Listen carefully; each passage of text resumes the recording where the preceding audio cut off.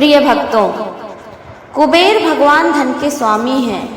उनकी कृपा दृष्टि जिस भी व्यक्ति पर पड़ जाती है वह व्यक्ति रंग से राजा बन जाता है। आज हम आपको कुबेर भगवान के एक ऐसे शक्तिशाली मंत्र के बारे में बताने जा रहे हैं जिसका 108 बार जप करने से या फिर आप जप करने में असमर्थ हैं तो जिसके 108 बार श्रवण करने मात्र से कुबेर भगवान उस व्यक्ति से प्रसन्न हो जाते हैं और अपनी कृपा बरसाना प्रारंभ कर देते हैं। यदि आप आर्थिक तंगी से जूझ रहे हैं, पैसा आपके घर में, आपकी तिजोरी में और आपके पर्स में टिक नहीं रहा है, तो आपको कुबेर भगवान के इस शक्तिशाली मंत्र का श्रवण जरूर करना चाहिए। आइए सुनते हैं कुबेर भगवान के इस दिव्य चमत्कारी मंत्र को। ओम श्रीं क्लीं कुबेराय अश्वरूढ़ाय मम गृहे धनं पुरय पुरय नमः। ओम श्रीं क्लीं कुबेराय अश्वरूढ़ाय मम गृहं धनं पुरय पुरय नमः। ओम श्रीं क्लीं कुबेराय अश्वरूढ़ाय मम गृहं धनं पुरय पुरय नमः। ओम श्रीं क्लीं कुबेराय अश्वरूढ़ाय मम गृहं धनं पुरय पुरय नमः। ओम श्रीं क्लीं कुबेराय अश्वरूढ़ाय मम गृहं धनं पुरय पुरय नमः। ओम श्रीं क्लीं कुबेराय अश्वरूढ़ाय मम गृहं धनं पुरय पुरय नमः। ओम श्रीं क्लीं कुबेराय अश्वरूढ़ाय मम गृहं धनं पुरय पुरय नमः। ओम श्रीं क्लीं कुबेराय अश्वरूढ़ाय मम गृहं धनं पुरय पुरय नमः। ओम श्रीं क्लीं कुबेराय अश्वरूढ़ाय मम गृहं धनं पुरय पुरय नमः। ओम श्रीं क्लीं कुबेराय अश्वरूढ़ाय मम गृहं धनं पुरय पुरय नमः। ओम श्रीं क्लीं कुबेराय अश्वरूढ़ाय मम गृहं धनं पुरय पुरय नमः। ओम श्रीं क्लीं कुबेराय अश्वरूढ़ाय मम गृहं धनं पुरय पुरय नमः। ओम श्रीं क्लीं कुबेराय अश्वरूढ़ाय मम गृहं धनं पुरय पुरय नमः। ओम श्रीं क्लीं कुबेराय अश्वरूढ़ाय मम गृहं धनं पुरय पुरय नमः। ओम श्रीं क्लीं कुबेराय अश्वरूढ़ाय मम गृहं धनं पुरय पुरय नमः। ओम श्रीं क्लीं कुबेराय अश्वरूढ़ाय मम गृहं धनं पुरय पुरय नमः। ओम श्रीं क्लीं कुबेराय अश्वरूढ़ाय मम गृहं धनं पुरय पुरय नमः। ओम श्रीं क्लीं कुबेराय अश्वरूढ़ाय मम गृहं धनं पुरय पुरय नमः। ओम श्रीं क्लीं कुबेराय अश्वरूढ़ाय मम गृहं धनं पुरय पुरय नमः।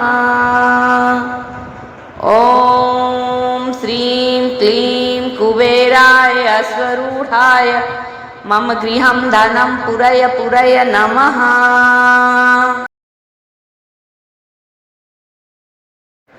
ओम श्रीं क्लीं कुबेराय अश्वरूढ़ाय मम गृहे धनं पुरय पुरय नमः। ओम श्रीं क्लीं कुबेराय अश्वरूढ़ाय मम गृहं धनं पुरय पुरय नमः। ओम श्रीं क्लीं कुबेराय अश्वरूढ़ाय मम गृहं धनं पुरय पुरय नमः। ओम श्रीं क्लीं कुबेराय अश्वरूढ़ाय मम गृहं धनं पुरय पुरय नमः। ओम श्रीं क्लीं कुबेराय अश्वरूढ़ाय मम गृहं धनं पुरय पुरय नमः। ओम श्रीं क्लीं कुबेराय अश्वरूढ़ाय मम गृहं धनं पुरय पुरय नमः।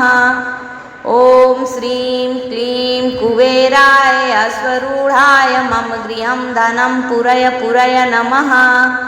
ॐ श्रीं क्लीं कुबेराय अश्वरूढाय मम गृहं धनं पूरय पूरय नमः। ॐ श्रीं क्लीं कुबेराय अश्वरूढाय मम गृहं धनं पूरय पूरय नमः। ॐ श्रीं क्लीं कुबेराय अश्वरूढाय मम गृहं धनं पूरय पूरय नमः। ॐ श्रीं क्लीं कुबेराय अश्वरूढाय मम गृहं धनं पूरय पूरय नमः। ॐ श्रीं क्लीं कुबेराय अश्वरूढाय मम गृहं धनं पूरय पूरय नमः। ॐ श्रीं क्लीं कुबेराय अश्वरूढाय मम गृहं धनं पूरय पूरय नमः। ॐ श्रीं क्लीं कुबेराय अश्वरूढाय मम गृहं धनं पूरय पूरय नमः। ॐ श्रीं क्लीं कुबेराय अश्वरूढाय मम गृहं धनं पूरय पूरय नमः। ॐ श्रीं क्लीं कुबेराय अश्वरूढाय मम गृहं धनं पूरय पूरय नमः। ॐ श्रीं क्लीं कुबेराय अश्वरूढाय मम गृहं धनं पूरय पूरय नमः। ॐ श्रीं क्लीं कुबेराय अश्वरूढाय मम गृहं धनं पूरय पूरय नमः।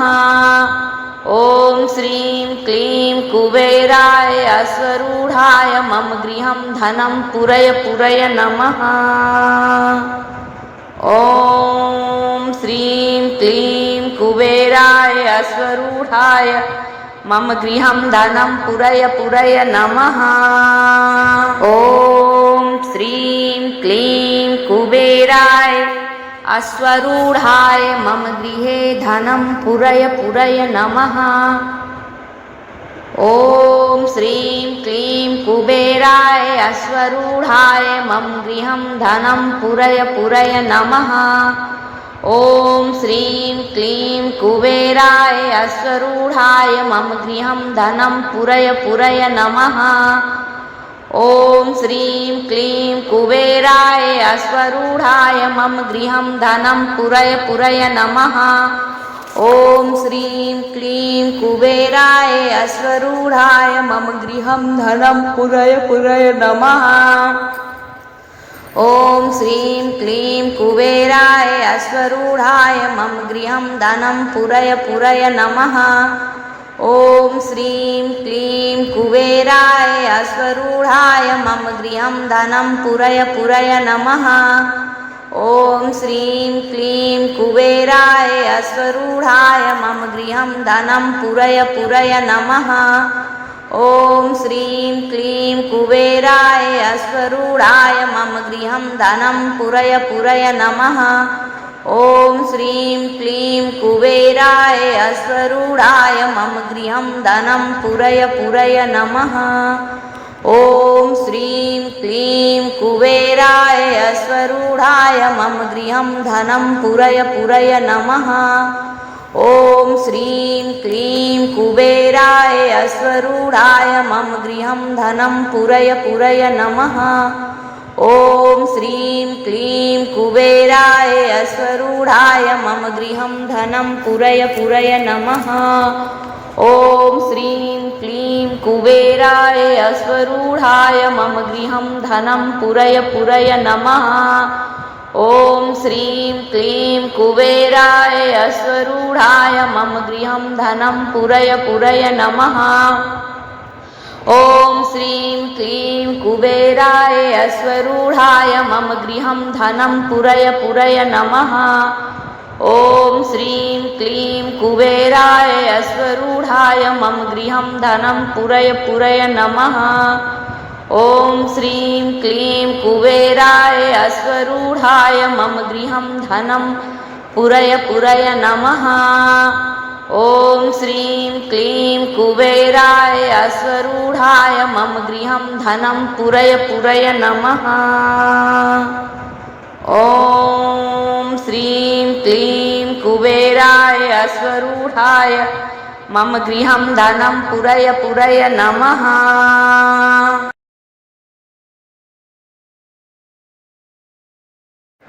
ॐ श्रीं क्लीं कुबेराय अश्वरूढाय मम गृहे धनं पुरय पुरय नमः। ॐ श्रीं क्लीं कुबेराय अश्वरूढाय मम गृहं धनं पुरय पुरय नमः। ॐ श्रीं क्लीं कुबेराय अश्वरूढाय मम गृहं धनं पुरय पुरय नमः। ॐ श्रीं क्लीं कुबेराय अश्वरूढाय मम गृहं धनं पुरय पुरय नमः। ॐ श्रीं क्लीं कुबेराय अश्वरूढाय मम गृहं धनं पुरय पुरय नमः। ॐ श्रीं क्लीं कुबेराय अश्वरूढाय मम गृहं धनं पुरय पुरय नमः। ॐ श्रीं क्लीं कुबेराय अश्वरूढाय मम गृहं धनं पुरय पुरय नमः। ॐ श्रीं क्लीं कुबेराय अश्वरूढाय मम गृहं धनं पुरय पुरय नमः। ॐ श्रीं क्लीं कुबेराय अश्वरूढाय मम गृहं धनं पुरय पुरय नमः। ॐ श्रीं क्लीं कुबेराय अश्वरूढाय मम गृहं धनं पुरय पुरय नमः। ॐ श्रीं क्लीं कुबेराय अश्वरूढाय मम गृहं धनं पुरय पुरय नमः। ॐ श्रीं क्लीं कुबेराय अश्वरूढाय मम गृहं धनं पुरय पुरय नमः। ॐ श्रीं क्लीं कुबेराय अश्वरूढाय मम गृहं धनं पुरय पुरय नमः। ॐ श्रीं क्लीं कुबेराय अश्वरूढाय मम गृहं धनं पुरय पुरय नमः। ॐ श्रीं क्लीं कुबेराय अश्वरूढाय मम गृहं धनं पुरय पुरय नमः।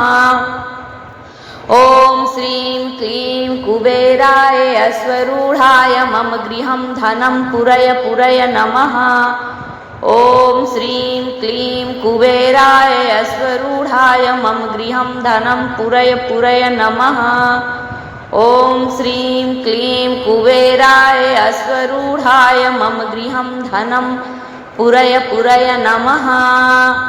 ॐ श्रीं क्लीं कुबेराय अश्वरूढाय मम गृहं धनं पुरय पुरय नमः।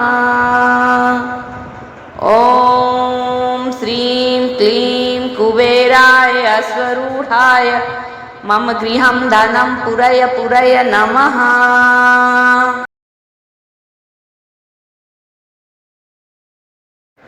ॐ श्रीं क्लीं कुबेराय अश्वरूढाय मम गृहे धनं पुरय पुरय नमः।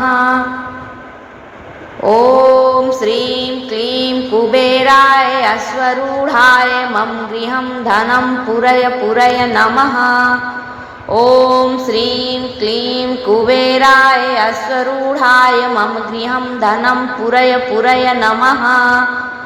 ॐ श्रीं क्लीं कुबेराय अश्वरूढाय मम गृहं धनं पुरय पुरय नमः। ॐ श्रीं क्लीं कुबेराय अश्वरूढाय मम गृहं धनं पुरय पुरय नमः। ॐ श्रीं क्लीं कुबेराय अश्वरूढाय मम गृहं धनं पुरय पुरय नमः। ॐ श्रीं क्लीं कुबेराय अश्वरूढाय मम गृहं धनं पुरय पुरय नमः। ॐ श्रीं क्लीं कुबेराय अश्वरूढाय मम गृहं धनं पुरय पुरय नमः। ॐ श्रीं क्लीं कुबेराय अश्वरूढाय मम गृहं धनं पुरय पुरय नमः। ॐ श्रीं क्लीं कुबेराय अश्वरूढाय मम गृहं धनं पुरय पुरय नमः। ॐ श्रीं क्लीं कुबेराय अश्वरूढाय मम गृहं धनं पुरय पुरय नमः। ॐ श्रीं क्लीं कुबेराय अश्वरूढाय मम गृहं धनं पुरय पुरय नमः। ॐ श्रीं क्लीं कुबेराय अश्वरूढाय अश्वरूढाय मम गृहं धनं पुरय पुरय नमः। ॐ श्रीं क्लीं कुबेराय अश्वरूढाय मम गृहं धनं पुरय पुरय नमः।